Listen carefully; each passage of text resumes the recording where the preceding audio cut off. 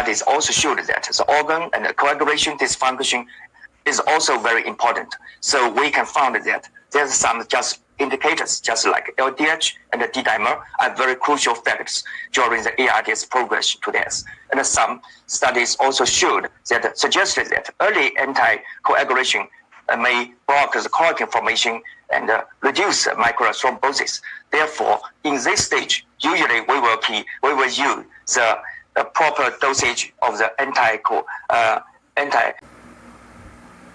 for our patients.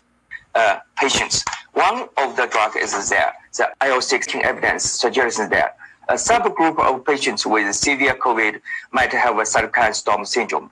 Therefore, I think in the early stage, before the patient progress to very severe, a very critical ill state, we can try IL-6 antagonist.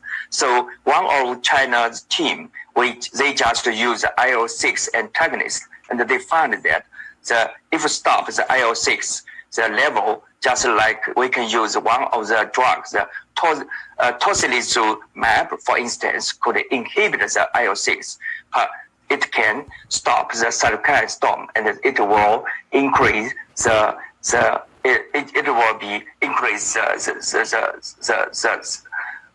chance for patient for living. So and decrease the mortality.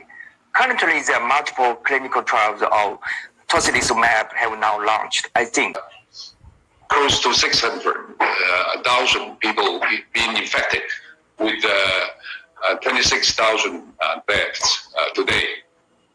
So I think just 2 points. One is China's strategy in controlling further spreading.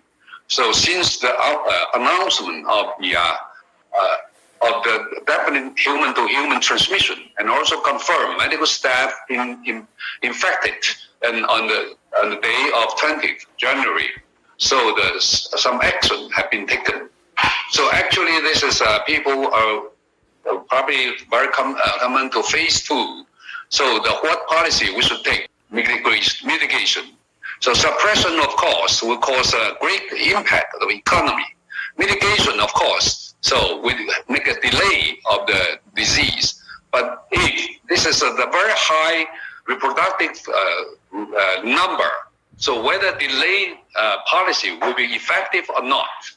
So we have taken the first one is suppression. What does it mean of suppression in China? So I think that's my summary of that.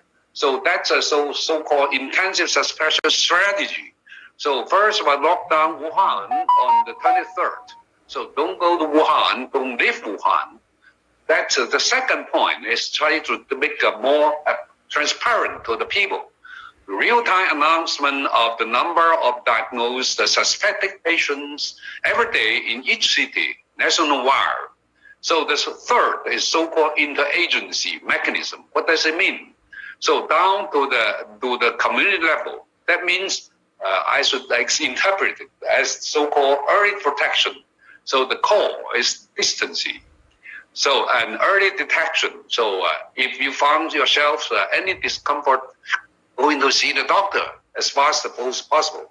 So early diagnosis, because the diagnosis powers was laid down to the large hospitals rather than in the CDC.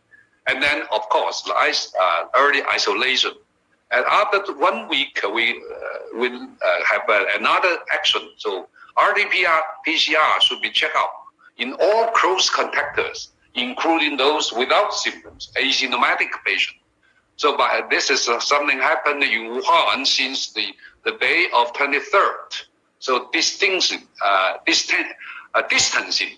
as the core of the whole policy.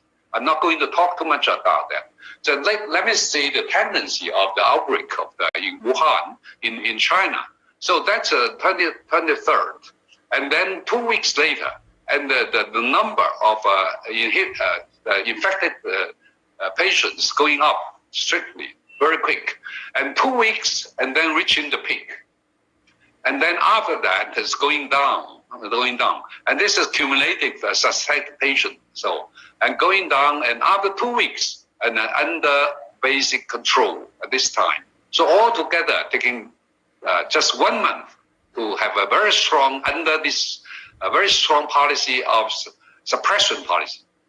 So this is why we have made a prediction by using this format, the CF format, including three additional parameters. Then diversity of transmission K and government intervention and migration rates. And I'm not going to talk too much about that.